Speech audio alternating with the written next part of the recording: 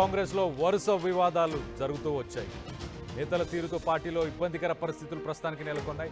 కొంతకాలంగా మంత్రివర్గ విస్తరణపై కోమటిరెడ్డి తీవ్ర అసంతృప్తిని ఆయన తెలియజేశాడు. అలాగే నిన్న మొన్న మనం చూస్తే కనుక కేబినెట్ మంత్రుల మధ్య వివాదాలు జరిగాయి. ఇటు అడ్లూరి లక్ష్మణ్, అలాగే పొన్నం ప్రభాకర్, అలాగే కొండా సురేఖ, దాంతోపాటు పొంగులేటి శ్రీనివాస్, వీళ్ళ మధ్య కూడా వివాదంని మనం చూసాం.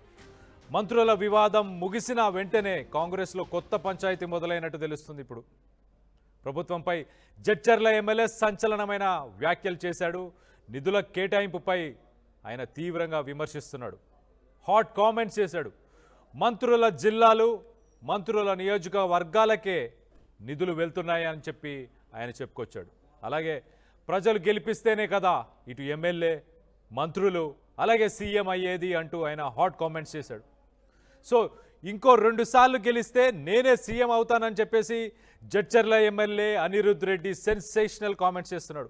అంటే ఇటు సీఎం అవ్వాలని ఆశించడంలో తప్పులేదు, మరి సీఎం అవ్వడానికి ఆయన ఆల్రెడీ మాట్లాడుకున్నారా?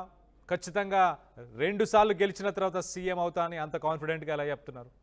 ఇంకో పక్క మనం చూస్తే కనుక మంత్రులందరినీ డైరెక్ట్గా ఆయన టార్గెట్ చేస్తూ విమర్శిస్తున్నాడు.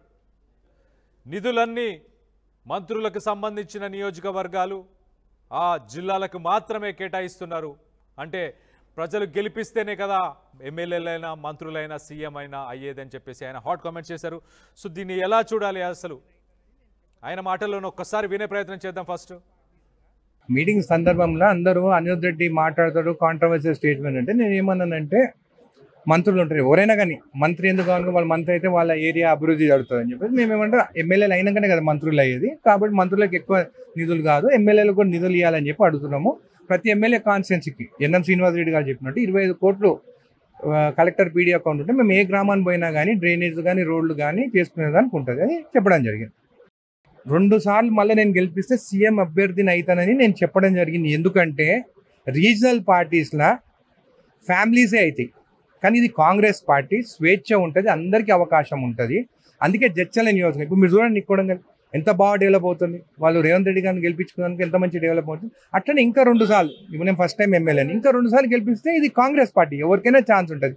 మా ఫిషరీస్ చైర్మన్ ఉండే అప్పుడు అందరూ ఉంటే, బీసీ కానీ, ఎస్సీ కానీ, ఎస్టీ కానీ ఎవరైనా కానీ మంచి అభివృద్ధి 2 సార్లు 3 సార్లు గెలిస్తే కాంగ్రెస్ పార్టీలో అవకాశం ఉంటుంది. అట్లనే జడ్చర్ల నియోజకవర్గం నన్ను ఇంకా 2 సార్లు గెలిపియండి, నేను కూడా ఒక సీఎం అభ్యర్థి ఉంటాను. ఇట్లయితే మునుగోడుల శాసిస్తానని చెప్పేసి కోమటిరెడ్డి రాజగోపాల్ రెడ్డి గారు, నేను కూడా అదే అంటాను, ఇంకా 2 సార్లు గెలిపిస్తే 3వ సారికి నేను కూడా సీఎం అయితే శాసిస్తాను, 5,000 కోట్లు జడ్చర్లకు తీసుకొస్తాను.